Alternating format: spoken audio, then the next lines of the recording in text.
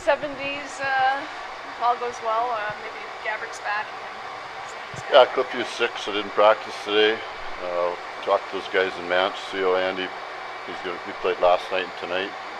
And if Gabrick isn't ready, then we'd bring Andy back. Cliffy just a little. He's sick overnight, so we just told him it's better off shut her down.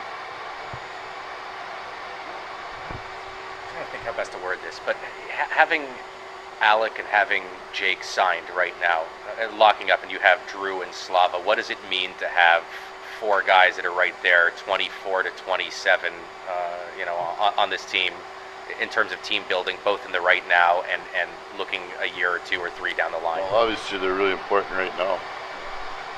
I mean, their development and the minutes they play and the guys they play against is really important right now for us to be a good team. And then going forward, obviously they're in the age group where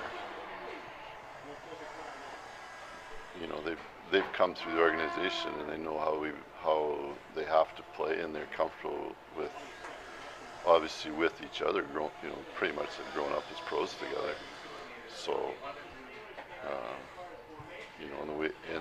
and they play the way the game's played now. They can play physical game, they can play a fast game, they can play a really good two-way game. I think that's really important, and it's and you can't overlook that too. The Greener is the guy that's locked up for, he's, what is he, whatever it is, three, and so that gives you the sort of the father figure, the steady part of it there, and hopefully Braden can come along as those guys have come along. I mean, I think where they were a couple of years ago, other than Drew, who came in as a 19-year-old, but so hopefully that can continue that path and be an important part of it. Be the it's at the end of the day, the goaltending and the defense in the middle of the ice is what holds your team together, and that's not just us or me or anything like that. That is consistent through the league, so I think it's important. I asked you before about Matt Green. Could you see him after it's all said and done being an assistant coach? Because he just seemed to be a mentor. I mean, I know there's a lot that goes into that job, clearly. At least I could. When you talk to players about that stuff, that's a long ways away. Yeah.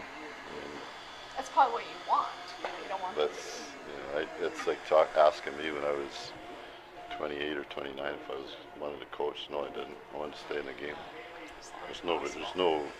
There are coaches in our game that are career coaches that come that way, and obviously weren't able to play the game or whatever went through there.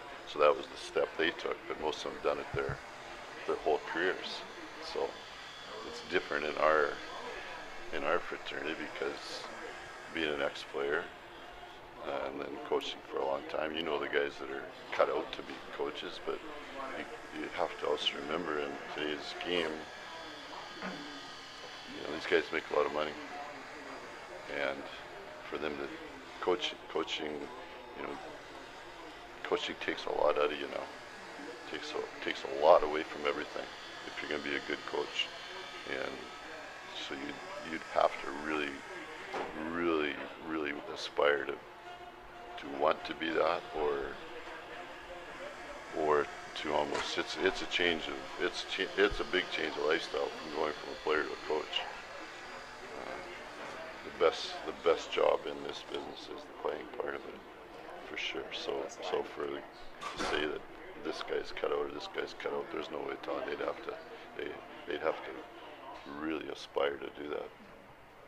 Darryl, some of the players are talking about lack of consistency to this point in the season. What do you have to do to get to a level that? I think every team wants. That's getting better. Right. I mean, from a coaching standpoint, we've got points in 19 out of 20 some games. I mean, if I had said that at the start, you would take it. Away we go.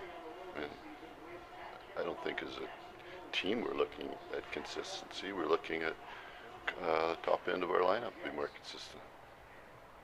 That's I mean, you got a lot of, you can go this however you want, but you got to, when you have a lot of young guys that are playing serious minutes, just, as those young defensemen, as some of the kids up front are, then your top end of your lineup is you're looking for the consistency in that, and the top end are the players that get all the credit when you win, and they have to absorb a lot more.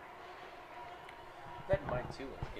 Some of the top end guys are below their numbers, but this team's offense is so far this year surpassed the numbers that it put up last year. I mean, it's at least 3 goals. Team in the playoffs, John. Oh, So it's not an issue with their team, and that means that it just goes right back to the balance of the group that doesn't get the credit. It's the guys that are looked at as offensive number guys that haven't contributed as much this year. Well, hopefully they do. I'm not going to bang my head against the wall and trying to get superstars to contribute more. I mean, they got to figure that out.